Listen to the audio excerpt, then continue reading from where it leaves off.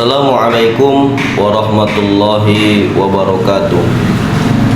Alhamdulillahilladzi an'amana bi ni'matil iman wal islam, wassalatu wassalamu ala sayyidina Muhammadin khairil anam, salatan wa salaman daimaini mutalazimaini fi daris salam, amma ba'du. Subhanaka la ilma lana illa ma 'allamtana innaka antal alimul hakim. Hasbunallah wa ni'mal wakil, ni'mal maula wa ni'man nasir. La haula wa la quwwata illa billahil aliyyil azim. Rabbi yassir wa la tu'assir, Rabbi tammim ya Allah bil khair, bi rahmatika ya arhamar rahimin. Shadaqallahul azim. Bersyukur kepada Allah Subhanahu wa taala yang telah memberikan kita banyak nikmat. Allah kasih nikmat kesehatan, Allah kasih nikmat kesempatan, sehingga pada hari ini, tahun ini, bulan suci Ramadan dapat kita rasakan bersama-sama. Maka mudah-mudahan rasa syukur ini tetap terpatri di dalam hati kita selama-lamanya. Amin ya rabbal alamin. Salawat dan salam kepada Nabi kita Muhammad sallallahu alaihi wasallam, Nabi ikutan kita, Nabi yang terbaik, Nabi sebagai suri teladan kita, Nabi yang tentunya beramal ibadah tanpa ada pencitraan. Itulah Nabi kita Muhammad sallallahu alaihi wasallam. Banyak-banyak kita membaca selawatnya, banyak-banyak kita menghidupkan sunnah-sunnahnya. Maka mudah-mudahan di akhirat kelak nantinya, mudah-mudahan tangan kita ini, diri kita ini akan ditarik oleh beliau dalam pemberian syafaatnya. Amin ya rabbal alamin. Dengan melapaskan Allahumma salli wa sallim ala sayyidina Muhammad wa ala ali sayyidina Muhammad. Hadirin hadirat dimanapun kita berada, hari ini adalah momentum yang sangat luar biasa bagi kita untuk sama-sama kita mengendalikan diri kita, sama-sama kita membersihkan hati kita, sama-sama kita membenahi diri kita menuju ridha Allah Subhanahu wa taala. Maka tepat di bulan suci Ramadan inilah momen yang sangat betul-betul menjadi kesempatan yang terbaik untuk kita sebagai orang muslim, khususnya yang ada di Indonesia ini. Mari sama-sama kita mengucapkan marhaban ya Ramadan. Kita mengucapkan bersama-sama selamat datang tamu mulia, tamu yang amat istimewa, tamu yang sangat didamba-dambakan oleh orang yang beriman kepada Allah Ta'ala, tamu yang jarang-jarang datang dan sekali datang membawa kado yang amat luar biasa, kado yang sangat banyak. Maka itu akan diberikan kepada kita semua, tapi dengan syarat dan dengan catatan ketika kita semua mau memiliki keseriusan dalam mengopeni bulan suci Ramadan ini. Mudah-mudahan keseriusan itu dapat kita miliki sehingga kebaikan-kebaikan, keberkahan-keberkahan dari Allah Subhanahu wa taala datang kepada kita semuanya. Amin ya rabbal alamin. Apa yang bisa kita ambil daripada kajian pada hari yang sangat berbahagia ini? Yang pertama adalah bahwasanya segala amal itu haruslah dengan ilmu. Tidak boleh beramal tanpa ilmu. Maka ilmu yang tak diamalkan, apakah ilmu itu sia-sia? Tidak. Ilmu tetap menjadilah ilmu.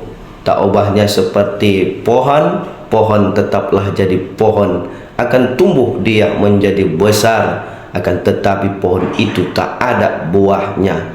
Tapi minimal pohon itu bisa melindungi orang-orang yang ada di bawah pohon tersebut. Maka itulah ilmu yang tak diamalkan, tetap dia menjadi ilmu. Lebih parahnya, lebih sia-sianya adalah orang yang beramal tanpa ilmu. Bagaimana dia menghasilkan buah sedangkan pohon tidak dapat, sedangkan pohon tidak dia miliki, tidak ada pohonnya. Kayak mana kita bisa menghasilkan buah? Maka untuk itu mari sama-sama di bulan suci Ramadan ini sama-samalah kita menyempatkan diri kita untuk senantiasa istiqomah belajar dan belajar lebih-lebih di dalam ilmu tentang bulan suci Ramadan ini. Kayak mana rukun-rukun puasa itu, kayak mana rukun-rukun sholat itu, kayak mana pahala-pahala yang bisa dihancurkan ataupun penyebab-penyebab pahala puasa itu hancur. Maka itu semua harus kita ketahui. Ketika kita tidak mengetahuinya, ketika kita beramal tanpa ilmu, maka la tuqbal, tidak diterima, mardud, ditolak. Maka untuk itu alangkah luar biasanya ketika kita memiliki alat, yaitu ilmu yang bisa mengantarkan kita kepada ridho Allah Subhanahu wa ta'ala. Maka bulan suci Ramadan ini kita semarakkan dengan adanya belajar ilmu supaya amal ibadah kita diterima oleh Allah Subhanahu wa ta'ala. Begitu juga doa pun harus dengan ilmu. Kalau doa tak memiliki ilmu, itulah muncul harapan-harapan palsu kepada Allah Subhanahu wa ta'ala. Kita minta lidah kita kepada Allah Subhanahu wa ta'ala, ya Allah, ampunkanlah dosaku ya Allah, ampunkanlah dosaku ya Allah. Akan tetapi dalam setiap harinya lidahnya banyak hantunya, betul. Asal ngomong ke sana ketepak, asal ngomong sini ketepak. Semuanya itulah gosip. Gajah yang ada di dekatnya tak nampak, nun semut yang ada di ujung nampak. Itulah aib-aib orang lain awak ceritakan, aib awak sendiri tidak kita ketahui. Maka untuk itu ketika kita memiliki ilmu, insya Allah kita dibentengi dengan adanya ilmu yang kita pelajari, khususnya ilmu agama ya Allah Subhanahu wa ta'ala. Mudah-mudahan di bulan suci Ramadan ini teruslah kita menuntut ilmu, teruslah belajar ilmu supaya kita makbul ataupun diterima amal ibadah kita. Lagi-lagi kita kembali lagi mengkaji apa itu puasa. Dan puasa itu menurut ilmunya adalah al-imsak, menahan. Apanya yang ditahan? Perut, leher. Itulah menahan lapar, menahan haus dari terbit fajar sampai terbenam matahari. Maka itulah arti puasa. Kalau hari ini kita mampu menahan lapar, menahan haus dari terbit fajar sampai terbenam matahari, tapi nggak ditahannya hidung, tak ditahannya mata, tak ditahannya telinga, tak ditahannya organ lain semuanya, maka level ataupun tingkatan puasa kita masih tingkatan rendah, masih tingkatan anak TK, hanya menahan haus dan lapar saja. Tapi lidah nggak dijaga, omong kotor, omongnya jorok, omongnya keji. Semua binatang yang ada, kebun binatang dibilangnya, walaupun dia lagi berpuasa. Ini kan aneh. Ada pula yang sanggup menahan lapar, menahan tenggorokan, itulah menahan haus, tahan lidah dia, tahan hidung dia, tahan mata dia, dan tahan semuanya. Tapi satu yang nggak ditahannya. Apakah itu? Itulah hati yang ada di dalam diri kita. Semuanya ditahannya daripada perbuatan maksiat. Kuping terhindar daripada pendengaran yang maksiat, tangan tak mencuri, kaki tak melangkahkan kepada perbuatan yang maksiat. Sanggup dia semua. Tapi satu yang nggak ditahannya, hati. Kenapa tak ditahannya? Asal ketemu sama orang, berkata-katalah dalam hatinya, jijik kali aku nengok kau, jijik kali aku nengok kau, kau aja mukanya, pala aku nengok mukamu. Itulah yang kita hindarkan. Nah, yang mau kita bagaimana? Puasa yang bagaimana? Tahan semuanya, tahan zohir, tahan batin dari terbit fajar sampai terbenam matahari dengan niat lillahi ta'ala. Maka inilah puasa yang sesungguhnya. Mudah-mudahan ini menjadi landasan kita beramal dan beribadah kepada Allah Subhanahu wa ta'ala, dan dengan adanya ilmu tadi. Dan setelah itu kita telah diajarkan oleh Nabi Muhammad SAW pun beberapa akhlak dalam kitab Arba'in An-Nawawiyah yang dikarang oleh Imam Nawawi yang meninggal 676 Hijriah. Apa katanya Nabi Muhammad SAW menjelaskan, "Man kana yu'minu billahi wal yaumil akhir falyakul khairan aw liyasmut." Siapa-siapa yang beriman kepada Allah, beriman kepada hari akhir, falyakul khairan, maka hendaklah kamu berkata yang baik-baik. Nggak mampu awak berkata-kata yang baik-baik, omongan awak selalu kasar, omongan kita pun tak ada bermanfaatnya. Solusi dari Rasulullah SAW adalah auliyasmut, diam kau. Mudah-mudahan dalam bulan suci Ramadan ini dapatlah kita menahan lidah kita dari perbuatan-perbuatan yang maksiat, daripada perkataan-perkataan yang tak bermanfaat. Karena berapa banyak orang-orang yang hancur pahala puasanya diakibatkan lidah-lidah yang tak bermanfaat yang dikeluarkan kepada orang lain.